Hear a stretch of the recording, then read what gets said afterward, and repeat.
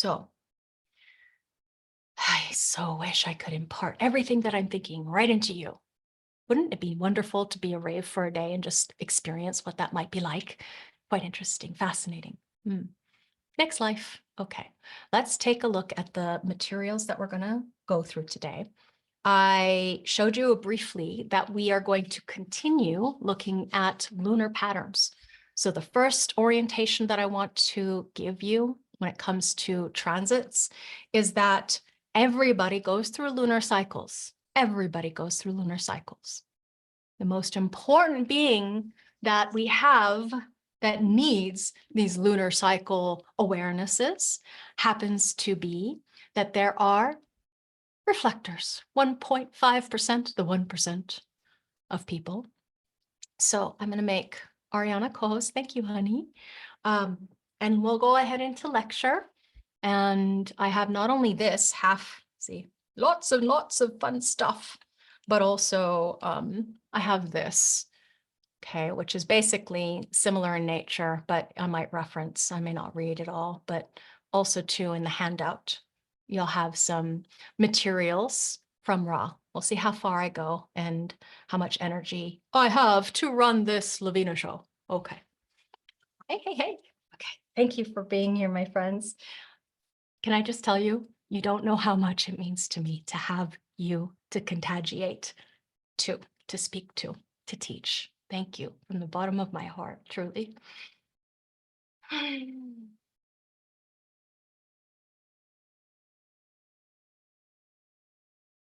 Okay. Cleaning off all the energy from this morning took me a while to get into state to be able to teach. So we will do the best that we can and see how far Lavina can go with contagiating you with this mind's outer authority show. Okay. Why we use the lunar cycle, recall from last week. The moon's a great teacher. It will help you recognize the impact of being fixed. And there's nothing more important for reflectors than coming to grips with the lunar cycle. So we're going to orient ourselves to understanding how it might show up in any being. By first, Lavina can teach from experience the personal profundity of what it is to be one's own authority, particularly because it does take some time. Okay. Now, cycle software, I'm not going to go into today because it's not a tutorial day necessarily. I would like to get through the information that is here in this process, but you want to go through and find the cycle chart. And the cycle chart in the Maya Mechanics is not going to be something that they're upgrading. So they're asking us now to, I mean, you will be able to download and upgrade, but it won't be on Mac, just FYI. So I won't put a lot of energy into tutorial with this. If you already have it, wonderful. You go to create new cycle chart, lunar return. Okay, click on that and you're going to get a lunar return cycle. And that's where this information comes from that I'm about to go into. Okay, you can also look at just now charts, run a just now, find where the moon is to know the moment. Remember, moon is the moment. And then the transit chart, you can run a transit chart in Maya Mechanics just by doing the same thing. Create new, click, create transit chart, collect the Rave, it'll create it for you. You also have a Rave ephemeris browser in there, Rave ephemeris browser tools, and then you open it up and you get to see that as a printout. Those of us who don't like all this linearity of the data, overwhelmment may not be right for you, but you can print that too, just FYI, okay? Now, that transit watch will print something different. You go to tools, transit watch, and you're going to find every gate change of the moon, you can create little snapshots of those moments in time with anybody's design, okay? Anybody's design, the transit.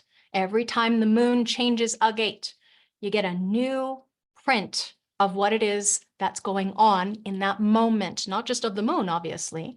Everything that's green, Lavina, everything that's blue, the transit currently, okay?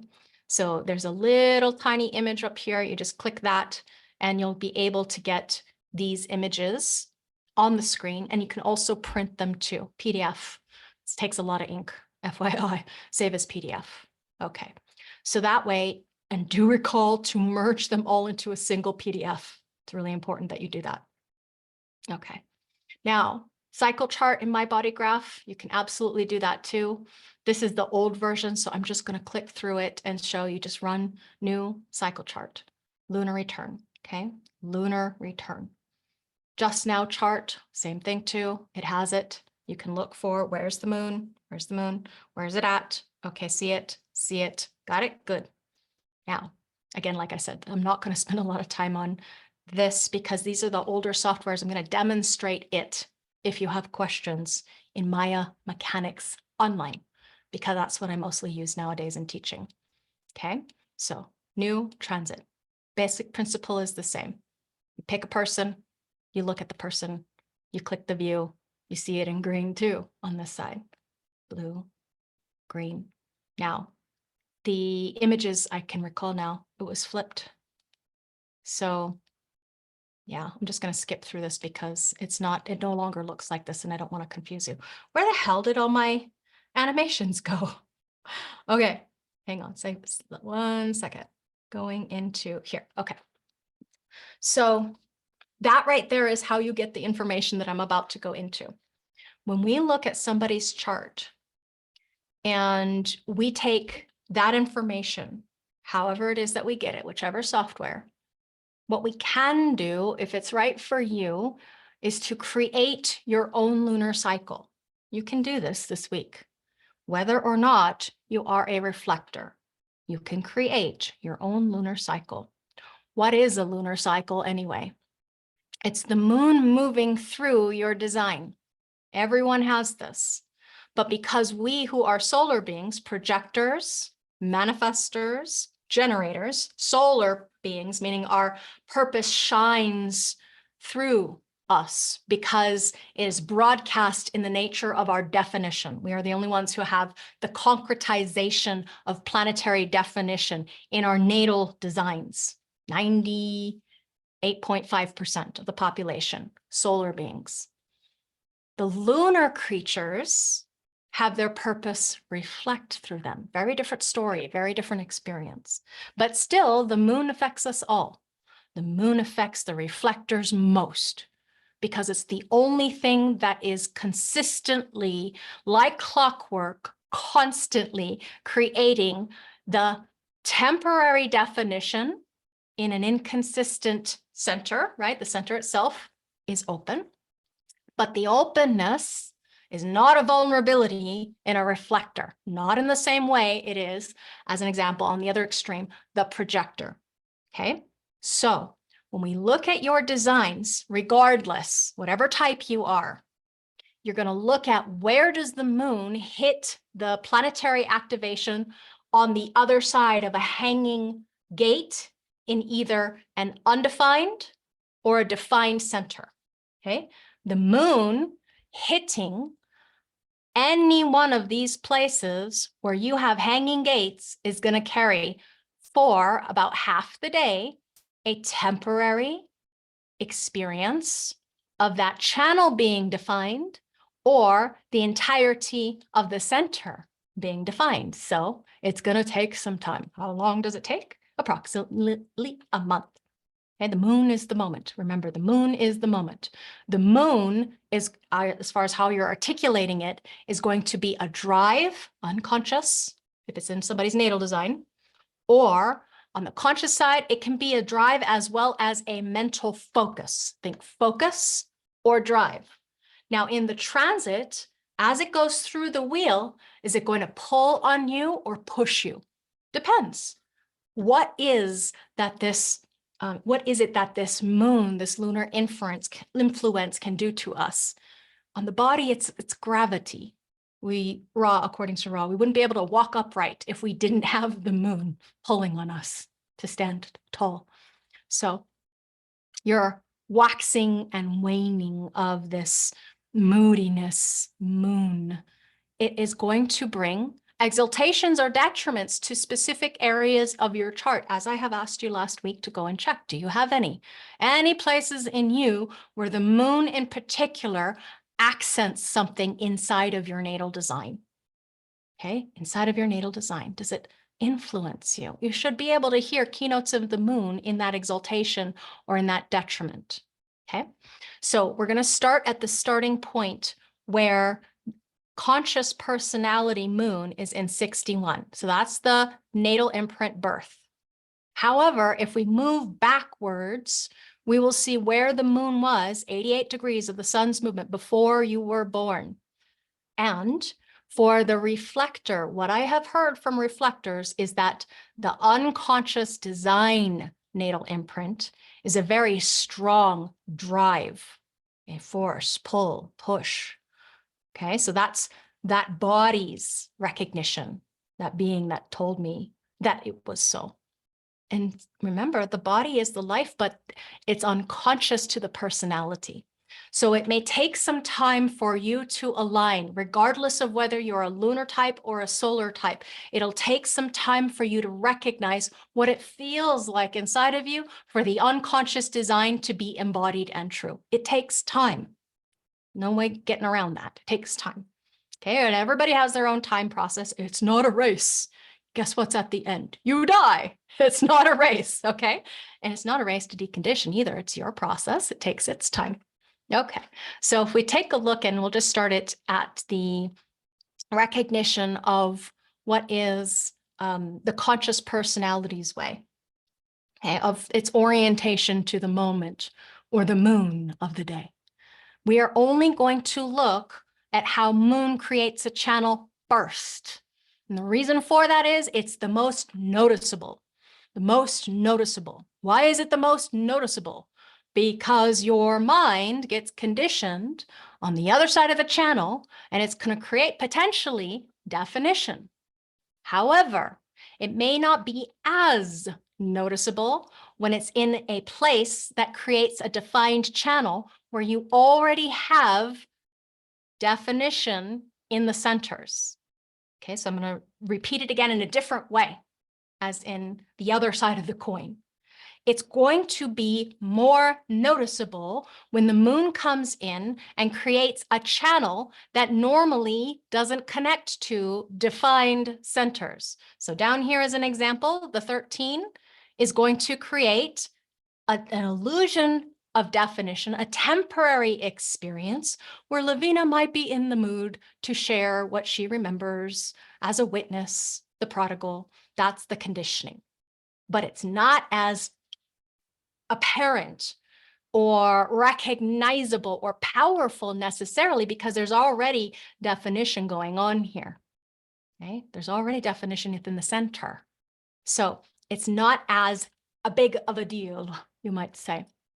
Okay, but obviously over here it'd be a really big deal.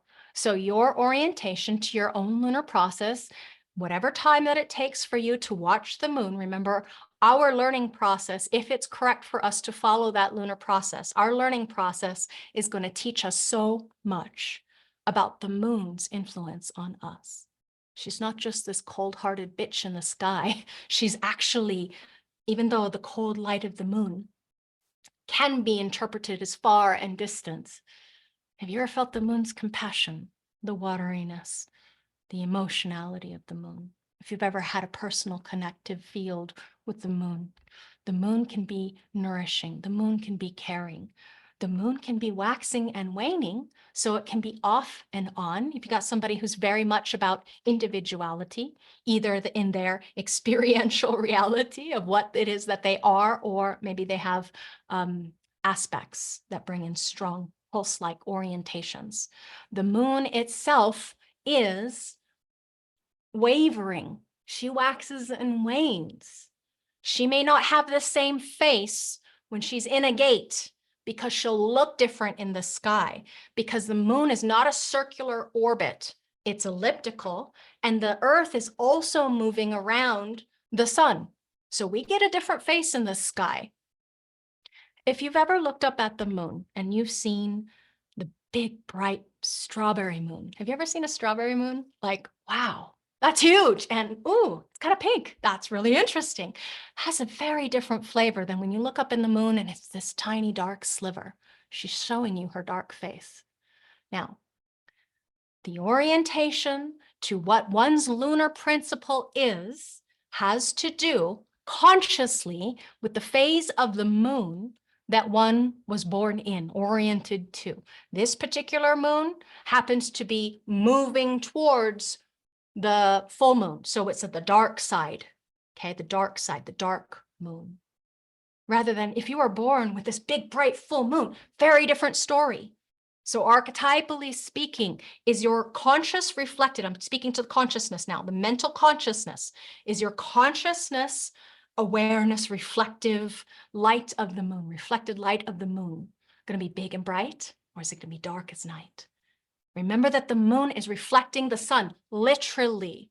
So where is the sun in this person's reality? It's over here. Sun is over here. Okay, so it's reflecting the light of the sun, and the moon was dark that night. Okay, it was dark that night, not super bright. So this leads to, it affects the conscious personality, this who is here to be a witness. Now, the moon itself is an internal construct of the mind.